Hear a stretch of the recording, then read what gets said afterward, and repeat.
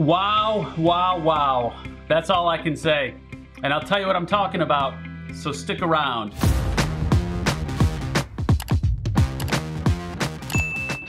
Welcome back to my channel. My name is Brian Taylor and I'm the owner of Dreamline Realty in Charlotte, North Carolina.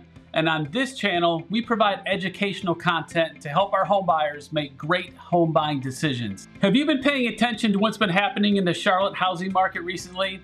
And by recently, I'm only talking about the last 3 or 4 weeks.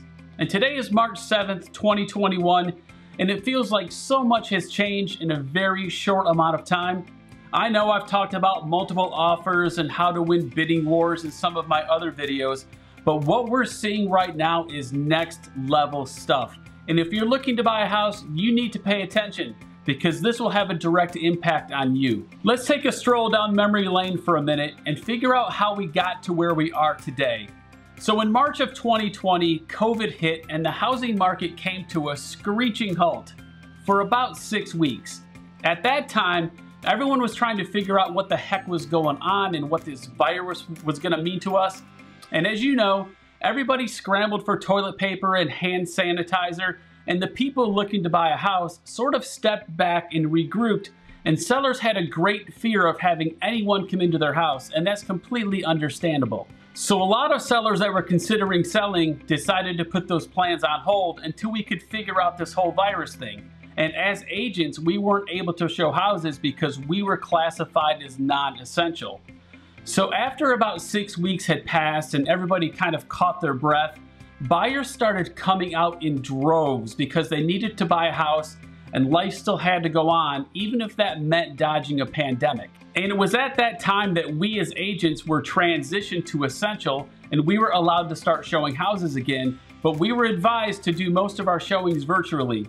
So we would actually go out to the property and do a virtual walkthrough with our buyers on FaceTime or Zoom, and people started making offers on houses simply based on that video tour, especially the buyers that were moving here from out of state. Now this in itself was very strange. Making an offer on a house based on a video seemed weird, and personally I didn't think many people would be willing to do that and take that kind of a risk without physically walking through the property, touching it, feeling it, and you get the point. But people started doing that. They were making offers based on these videos.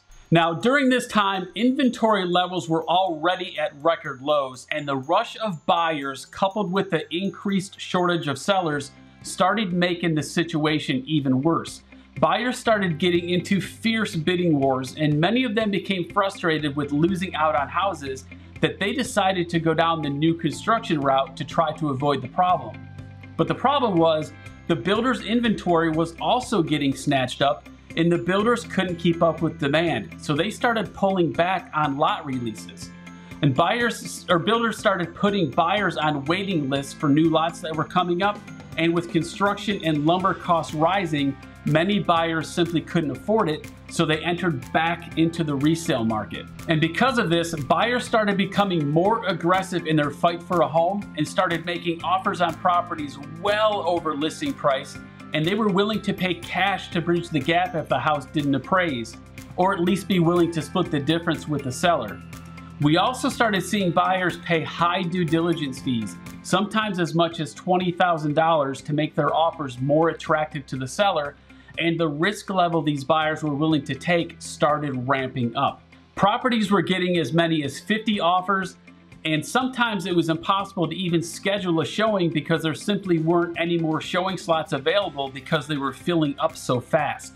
And as the months kept going by, we're at a place today, which is what I really wanted to talk to you about. The dogfight out there has reached a new level, and it has to do with coming soon listings. So if you're not familiar with coming soon listings, it simply means that a seller can put the property on the market with a delayed date to start showings. Now, sometimes the seller might need a little more time to get the house ready, but more than likely, they are just trying to build up pent-up demand for when the house goes live. So, for example, a house might be listed coming soon on February 1st, but showings can't take place until February 10th.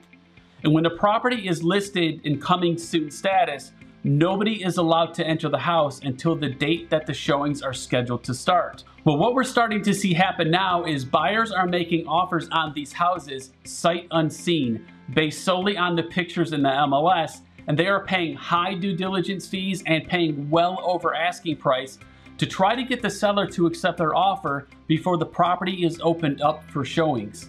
Some of the offers that we're seeing buyers make are willing to pay $20,000 to $40,000 over asking price. Now, certainly this all depends on the price range, but the point I'm trying to stress here is today's buyer is willing to take an enormous amount of risk to do whatever it takes to get into a house in this highly competitive market. And as sellers continue to get well over asking price for their house, the sales prices will continue to go up.